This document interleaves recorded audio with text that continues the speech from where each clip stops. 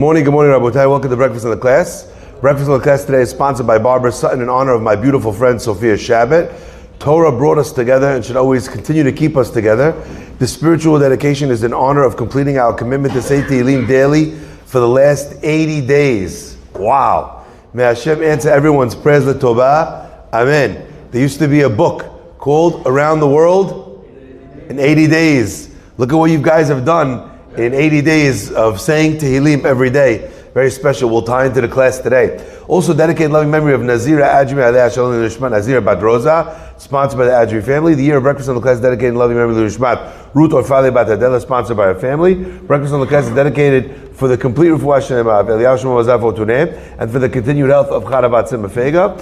The learning for this week is dedicated by a Torah Center silver donors Stanley and Jenny Chira for the refuah shlema of Chaim Rafael and Farida. And the week of Breakfast on the Class is dedicated by AJ Kidney in honor of the awe-inspiring people of the Safra Synagogue. You're helping us keep people alive. What a special thing. Very, very special. Also, we have with us, long-time listener, first-time attender, Avi Goldstein, Shtabach Shemo, who's here for a very special occasion, but managed to arrange his whole schedule to be able to come to Breakfast in the Class. I'm so happy you'll be able to say Amen live. Very special. Okay, also we have with us a crew, a cohort from HUK. This is very special. You guys are here on your trip to New York, and you got out of bed early to be able to come for this. This is really remarkable. What are your names? Adam, Jonathan, and Ilan. Yishtabach Shema. What schools? University. Which universities? Birmingham. Oh my gosh, I have memories of going to visit Saul Kelly back in the day, Gidon back in the day. Oh my gosh. A lot of people were out there that I got to visit. All from Birmingham? Leeds. And Leeds. Okay, excellent. Bristol as well. Leeds and Bristol. I was at every one of those campuses back in the day with HUK's campus program. Yishtabach Shemo. It should grow from strength to strength. Hazak Baruch Gidon and all the rabbis that are here together with him. I don't know all of your names. Dov Samuels, Alex, and Yankee Davis. This is very special to have international attendees for Breakfast in the Class. All right, maybe we'll have a UN here once we've established that the UN is pointless and anti-Semitic. Baruch Ata Adonai Eloheinu melech haolam she'akol niyad baro. Okay, let's begin. I don't know where to put my coffee. This microphone is an interesting location. We got to maybe kind of route it from on top. All right, let's begin. So the Gemara tells us a fascinating thing. The Gemara says as follows: that when a person is looking for the cause of why the Jewish people went down to Egypt, the reason why the Jewish people went down to Egypt is because Avraham Avinu, all the way back in the beginning of time, before the Jewish people even existed, Avraham says to God, after God promises him the land of Israel, promises him to take care of him, promises him he's going to become a nation. What does Avraham say? Bameh eda ki irashena. With what shall I know? How will I know that I'm going to inherit this land? The Gemara says in that moment that when Avraham asked, doubted, questioned God, it was in that moment when the Jewish people's fate was sealed that they were going to come down to Egypt. And that's why God responds and says, Yadoa teda, know you shall surely know. Ki ger yezaracha be'eretz lo lahem. Your children will be foreigners in a land that does not belong to them. Va'avadum ve'inu otam arba me'ot shana. And they will enslave them for 400 years. And after that, yetzeu berchush gadol, they will leave with a great inheritance. So this idea, on the one hand, I think most people understand it on a surface level that it was some level of a deficiency of faith. And therefore, the story of Egypt and Am Yisrael's slavery in this place revolves around a failure of faith. That's what caused us to go into exile. However, I'd like to share an alternate understanding and reading of what it is that we're looking at over here. But we're going to go to a very deep level this morning. So Join me on this beautiful journey.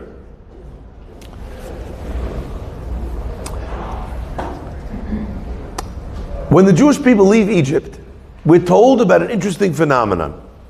The Pasuk says, when the Makat Bechorot, when the smiting of the firstborn happened, Ulechol b'nei Yisrael lo yecheratz kelev leshono. That while all the Jewish people were getting ready to leave Egypt, not a single dog barked. Okay. Now, first of all, that sounds like a random bit of information to include in the Torah for all of eternity. Guys, when the Jewish people left Egypt, all these miracles, there was a dog there and it wasn't barking. There were many dogs and it wasn't barking. Well, first of all, why should the dogs have barked? So there's alternate readings and understandings. Let me give you one understanding, an idea that's brought by the Rosh.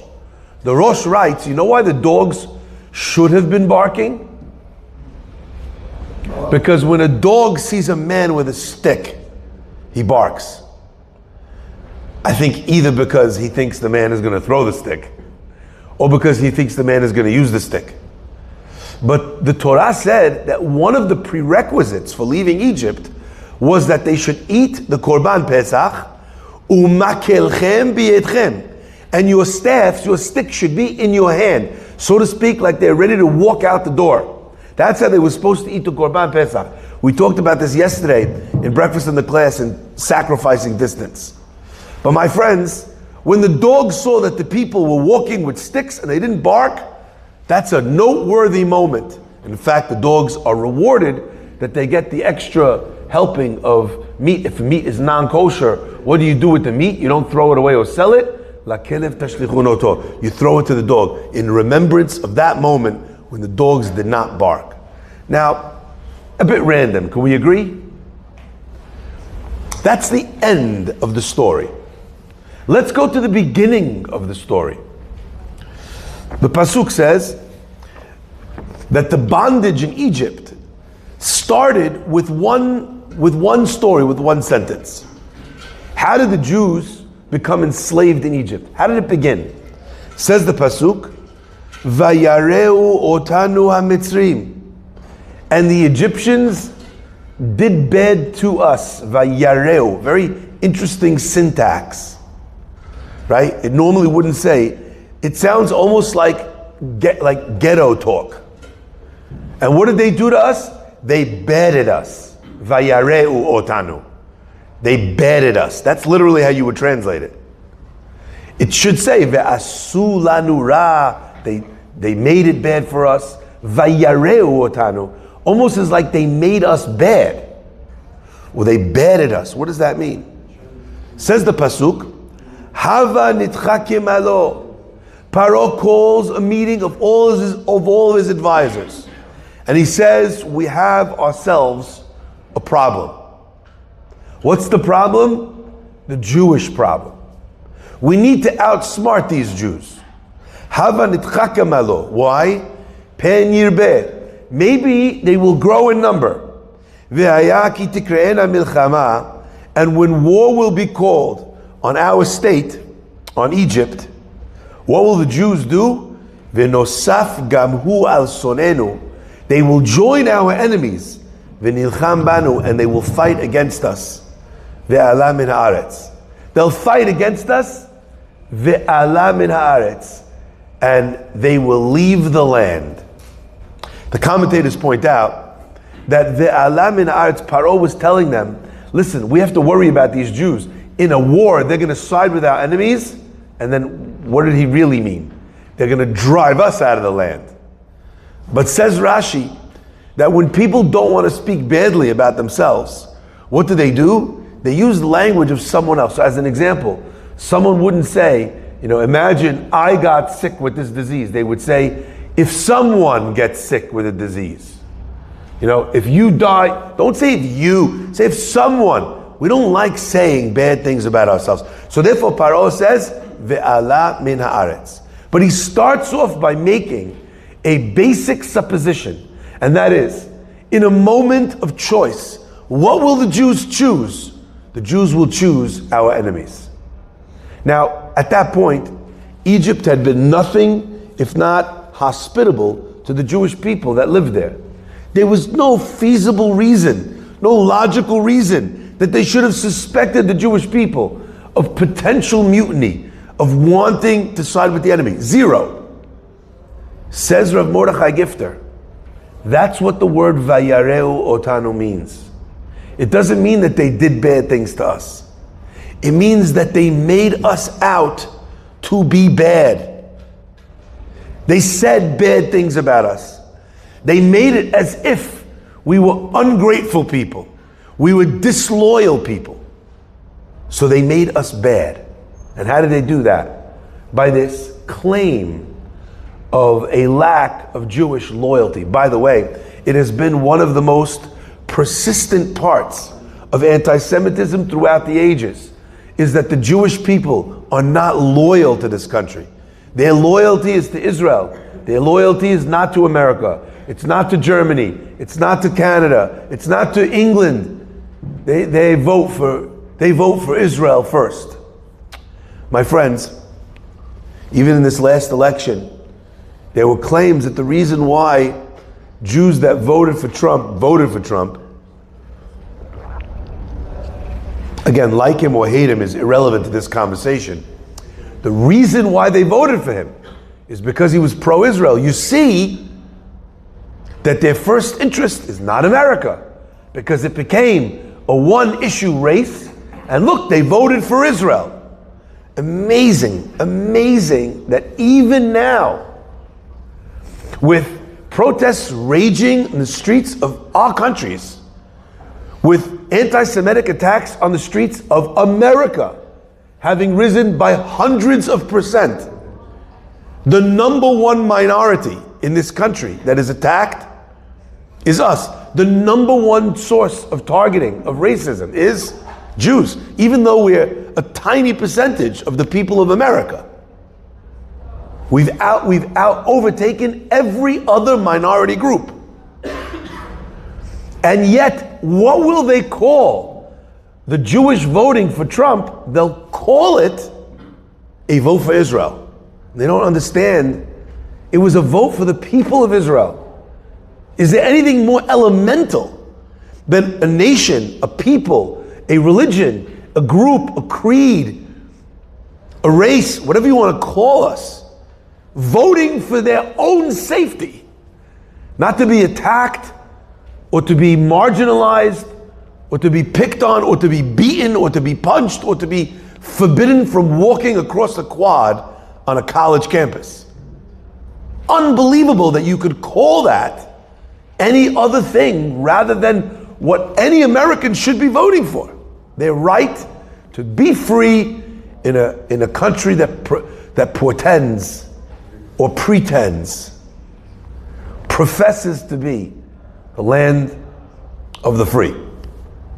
So my friends, we look back at this night and we see a fascinating line running through its origin story until its conclusion. And that is the power of Lashon Hara, of speaking badly about people. Paro begins this process by speaking badly about the Jews. Unbelievable. Let me share with you the words of the Zohar, a deep Cabalistic idea. Now, just before I continue, does anyone know what Kabbalah is? It's very important. Kabbalah has been hijacked. Kabbalah has been hijacked by people trying to sell cheap thrills. Give me some, brightly packaged, cheap New Age spirituality and call it Zohar or Kabbalah, and that's what it will be. But actually, Kabbalah is meant to be the deepest understanding of Jewish wisdom. That's what it's supposed to be. But it has become a teaching or a wisdom that I can communicate something to somebody with, which requires absolutely no responsibility. That's what Kabbalah has become. Here's something you could study that will never require you to change in any way, shape, or form. You won't have to work on your anger or on your honesty. You won't have to start keeping Shabbat or eating kosher. You won't have to be, more faithful in your marriage. No, it won't require you to do anything. It will just make you have fanciful understandings of the inner workings of heavens and angels and names of God and whatever. Understood properly, it is the deepest of the deep. Presented as it is in our world, it has become the shallowest of the shallow. So, let's try and understand the Cabalistic idea here together. Says the Zohar, in Mitzrayim, haya hadibur begalut. Speech itself was enslaved. What a wild idea.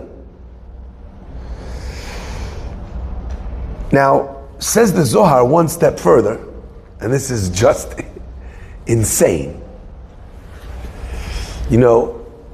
There's a famous line from Batman. Batman says, he's not the hero that Gotham wants, but he might be the hero that Gotham needs. The Talmud expresses it a little bit differently. Sorry, Batman. The Talmud says that every generation earns its leaders. And the leaders, because their purpose in life is to lead the people, need to be of the people, by the people. They need to be on the level of the people. They need to be communicating to the problems of the generation, understanding the needs, the challenges, and perhaps the potential. So my friends, says the Zohar, if speech itself had been enslaved in Egypt, then who is the leader that the Jewish people get to take them out of Egypt? A person who has broken speech. And Moshe is begging God, why are you choosing me? I am kvad peh, I'm kvad lashon. I have a broken mouth. And God tells Moshe, it has to be you. Says the Zohar, you know why it has to be him? Because the problem of the Jewish people was that speech had gone into exile. Now let's try and understand what this means. God tells Avraham, you should know, you asked me after I told you you would get Israel. How do you know that you're going to get it? That was a form of Lashon Hara against God. Well, you don't trust me? I promised you something. You're spreading bad, you're spreading bad news, bad implications about my character. But it was only when Yosef and his brothers are sitting together, a family finally is growing to be the nucleus of the Jewish people. And Yosef comes to his father, Vayaveh Yosef et dibatam ra'a el avihem. And Yosef speaks evil of his brothers to his father. Lashon hara between brothers. They sell Joseph down to Egypt, and the story of Egypt begins, hinging again on Lashon hara. They get to Egypt, and everything is hunky-dory until Paro speaks Lashon hara about the Jews. My friends, are you starting to understand? The job of being in Egypt was fixing this. So much so that when Moshe sees the Jewish person striking the other Jew, and he goes and the Egyptian man striking the Jew, he saves the Jew his life by smiting the Egyptian man. And the next day, he bumps into a Jewish person, and the Jewish person says to him, Halehorgeni ata omer, do you intend on killing me the way you killed the other guy yesterday? Says Moshe, Achen noda hadavar. I finally understand why all this is happening. Because there are dalturin, because there are people who speak Lashon Hara amongst you. So the whole of the story, it starts with Lashon Hara. It begins with Lashon Hara. It carries on, even though the Jewish people have suffered so much. Moshe says, I was wondering, why are you still here? Why are you still suffering? But then I saw that you spoke about me. People are talking about what I did, getting me in trouble. Lashon Hara is still alive and well. That's why we are still here. Achen noda hadavar can be translated, not the thing is known, my story, but the thing, the subjugation, the suffering is known. But on an even deeper level, Achen noda hadavar, now I know the dibur, the word, is what's going on over here. My friends, what was signified in the final analysis is when the Jewish people are ready to go, and even the dogs have learned to hold their tongue. Isn't that magnificent? Now, if a dog could learn to hold his tongue, could a human? Could I? Could you? I want to share with you a story of the Brisker Rav. I'm not going to end with the details of his answer in situ, but I'm going to end with the details of his answer for me and you. There was a fire that broke out that was raging in his city, and it was taking a terrible toll on the people.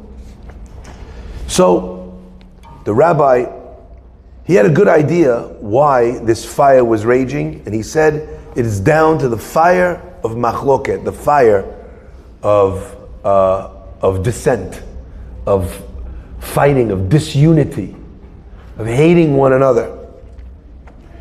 So he calls in a few of the important people of his town, and he says, I need to speak to you. And they finally come, and he says to them, you know, this fight is going on between all these people, and we're suffering because of it.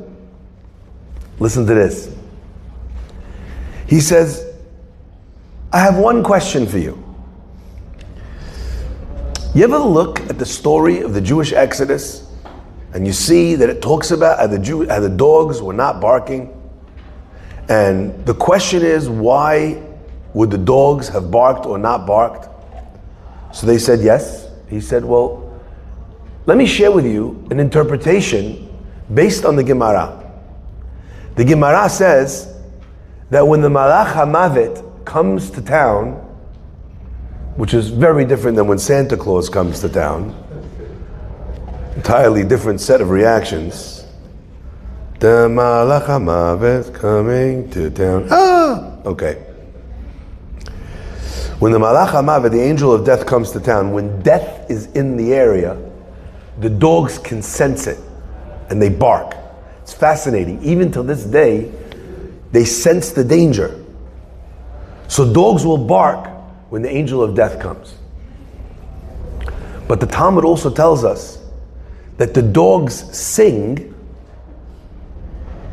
I don't know anyone here has a dog, knows what that is. If you don't have a dog, I don't know if you know what that is. Dogs can sing. I don't mean like on a talent show. I mean, it's not when they're barking. It's almost the dog is in a joyous spirit. When you're playing with the dog and the dog is almost like crooning, oh, like that. Fascinating.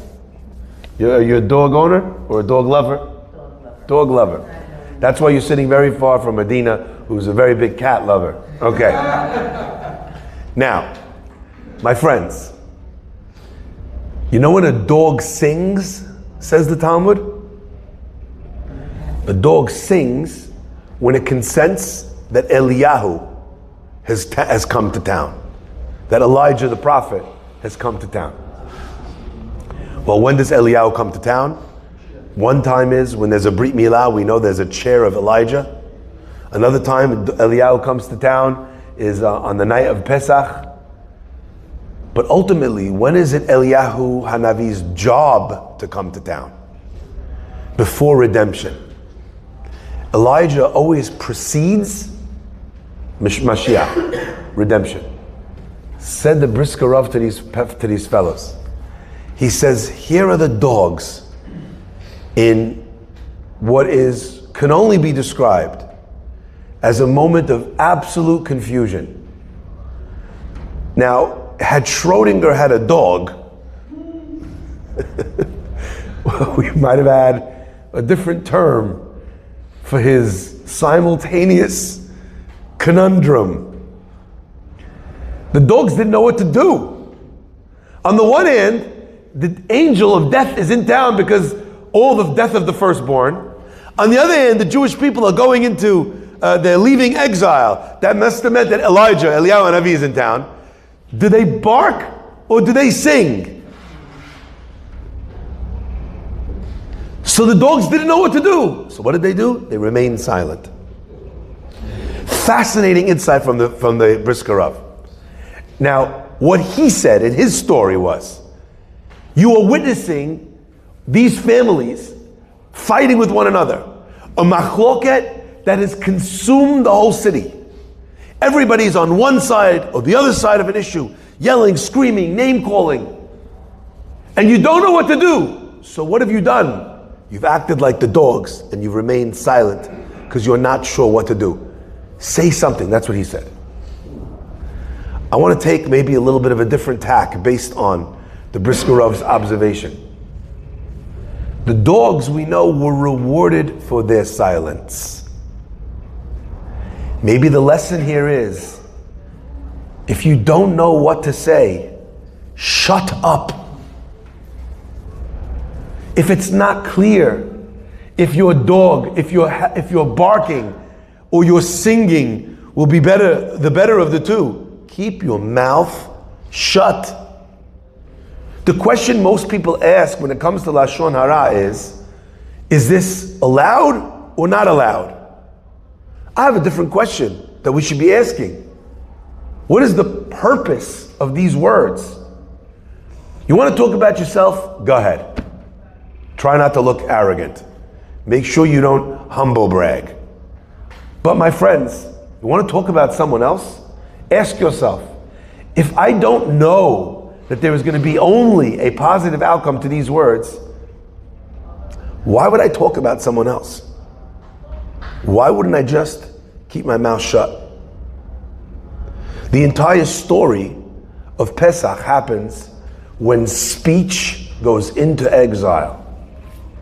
My friends, I believe that we are living in a recreation of that moment now, where speech is in exile, where people are fighting for the rights to free speech, when we have made speech about the most harmful tool possible. And the question is, should we defend violent speech, hateful rhetoric? That's the question on the table today. Where are the people fighting for kind speech? Where are the people fighting not just for free speech of a violent nature, but freeing speech for a helpful nature? If someone says Muslims do, that's not helpful.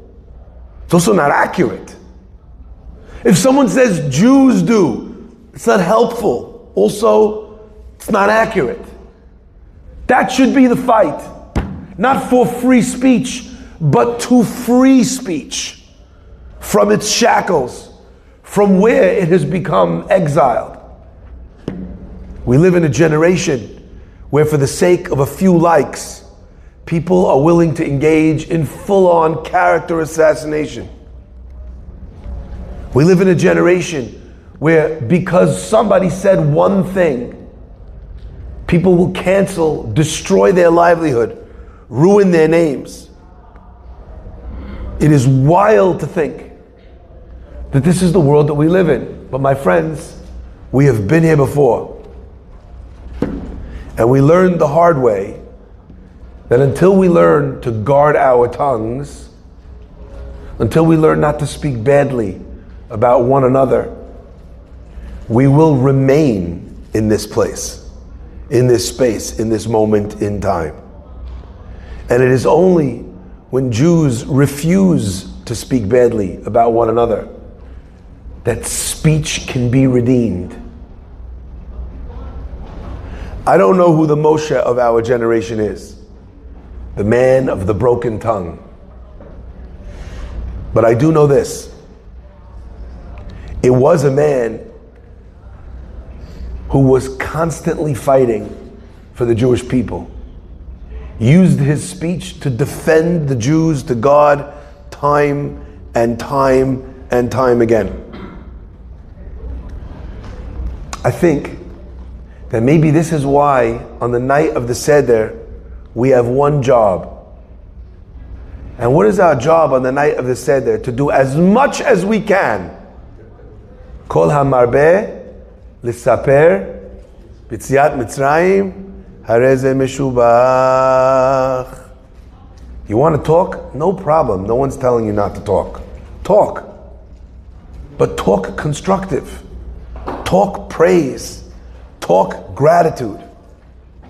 You know, in The Power of Habit, Charles Duhigg writes that the only way to change a bad habit is to alter the process that gets you in your habit loop to get to that habit.